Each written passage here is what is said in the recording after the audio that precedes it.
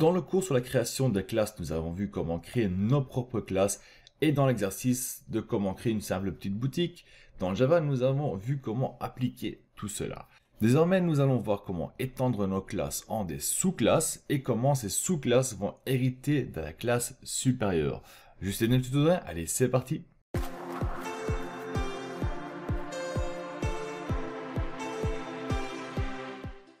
Nous allons commencer par créer une classe que nous allons donc nommer article de notre boutique. Donc on peut reprendre en fait la classe article de notre boutique qu'on a créée dans l'exercice.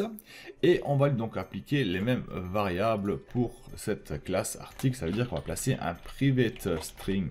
Donc name, le nom de l'article. On va placer un private double pour le prix d'achat. Donc prix d'achat c'était boy price. Voilà, la même chose pour le prix de vente. Donc private double sell price. Voilà, et on avait aussi dit un private int pour le stock. Voilà. Et bien sûr, on va créer un constructeur parce qu'on va avoir besoin de tous les paramètres sauf le stock. Donc on a un constructeur, hop, on va se faciliter la vie. Et on va avoir aussi des setters et des getters bien sûr pour avoir accès à tout cela. Donc on sélectionne tout. On a nos setters et getters qui sont donc ici. Donc là, notre classe article est terminée. Et désormais, ce qu'on peut faire, on peut dire que on a un magasin qui a plusieurs types d'articles. On vend des pommes, on vend des bananes, on vend des pains, tout ça. Et on vend aussi de l'électroménager. Donc on vend de l'électro.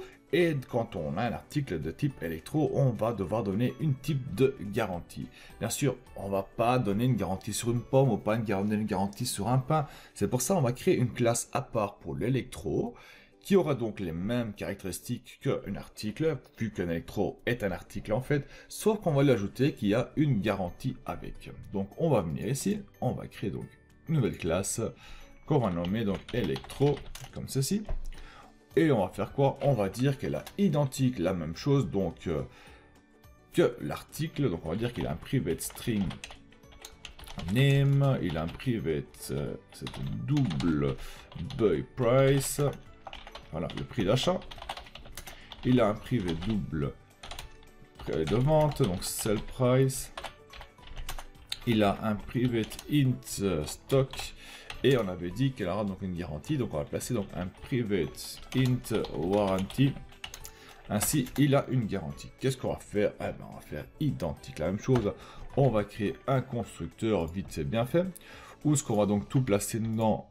Sauf le stock, je ne veux pas, ça je vais l'appliquer après. Mais le warranty, on veut indiquer combien de garantie qu'il y a au moment de la création de l'objet. Et on va placer bien sûr des setters et des getters pour récupérer le tout. Donc on fait tout ça. Et hop là. Le problème qu'on a ici, c'est que on reprend les mêmes critères et les mêmes méthodes qu'on a donc dans article. Sauf qu'on a ajouté une seule variable en plus. Et comme vous devez savoir, nous les codeurs, nous sommes des gens très feignants. Nous sommes une bande de feignants. Donc quelque chose qu'on n'aime pas faire, c'est refaire la même chose si on n'a pas besoin. Au moins de code qu'on écrit, au mieux qu'on se trouve. En fait, un programmeur n'aime pas coder. Hein. Il veut le moins de code possible et tout doit fonctionner. C'est un peu logique aussi. Et donc ici, ce qu'on voit, on voit que le nom est déjà utilisé en haut. On a le prix d'achat, on a le prix de vente, on a le stock, donc tout ça. Ça existait déjà, donc on va trouver une solution pour ne plus devoir réécrire tout ça et simplement récupérer d'une classe supérieure. Et donc, on va étendre la classe supérieure en des multi-petites classes qu'on va donc utiliser comme ici, une sorte de catégorie. Alors, comment est-ce qu'on va faire tout ça pour que ça soit plus propre et plus simple? Eh bien, on va tout simplement commencer par tout effacer ce qu'on a mis. Voilà, dans Electro. Et on va dire à Electro qu'elle est en fait une extension de la classe article. Donc on va marquer à côté d'Electro, on va marquer extend, et là on va prendre la classe article. Donc là, il y a un message d'erreur, c'est normal. Ici, on a simplement dit que cette classe-ci, donc la classe Electro, est une sous-catégorie ou une extension de la classe article. Ça veut dire que tout ce qu'on a écrit dans article, on va pouvoir utiliser dans notre classe Electro aussi, car elle fait partie de la classe article. Et là, on a une erreur car dans la classe article, on a un constructeur et il faut reprendre le constructeur ici aussi. Donc, comment est-ce qu'on va faire ça? On va donc introduire le constructeur. Et là, par contre, j'ai oublié quelque chose. On va placer notre garantie, donc le private int warranty. Voilà, on a notre garantie. Et on va créer notre constructeur. Je dis oui. Je veux inclure bien sûr la garantie de notre constructeur. Je fais OK. Et là, on a un très grand constructeur. Est-ce qu'on peut voir? On peut voir qu'ici, il demande le nom, il demande le prix d'achat, le prix de vente et la garantie. Pourtant, on a uniquement la garantie ici. C'est parce que dans notre classe article, on demande ça aussi. On demande le nom, le prix d'achat et le prix de vente. Donc ça, il a repris comme paramètre ici dans notre constructeur aussi.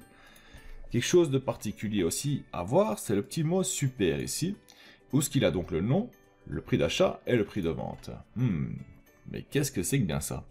Eh bien avec super, ce qu'on va faire, on va faire référence à la classe supérieure. Ça veut dire on va faire référence à la classe article. Donc on va dire que, au lieu de dire 10, parce qu'ici on n'a pas de variable ici, on va dire 10 de la classe article, on va placer le nom, le prix d'achat et le prix de vente. Voilà ce qu'on va faire, voilà à quoi ça sert donc le super. Le super va dire, on va prendre donc, tout ce qui est ici, et on va le placer dans le constructeur de notre classe article ici. Donc, on va faire appel à la super classe qui se trouve au-dessus. Et en fait, c'est tout. Hein. Là, on a terminé. La chose qu'on peut encore faire, c'est d'ajouter les setters et les getters pour récupérer et, bien sûr, changer notre garantie si on a besoin de faire ça. Donc, on fait setter et getter, on fait OK, et ils sont là. Et ici, en fait, on a aussi accès aux setters et getters de notre classe article. Vous allez voir, on va aller donc, je vais créer donc une petite classe héritage main.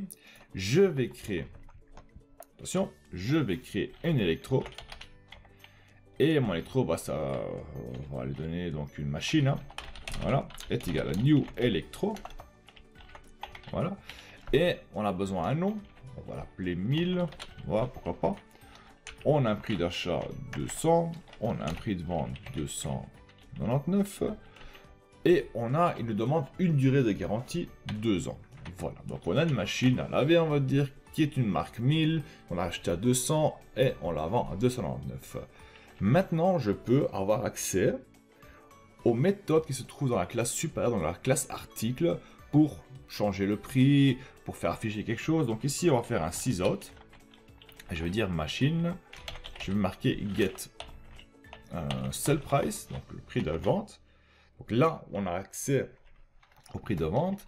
Maintenant, je vais faire que machine, je vais faire donc set sell price, donc set, mettre le prix de vente. Je vais le mettre à, on va dire à 350. Je vais faire un sysout, je vais nous faire machine get sell price. On va lancer tout ça et on va voir que ça fonctionne aussi. On va voir qu'on a donc accès, donc on va 299 et 350.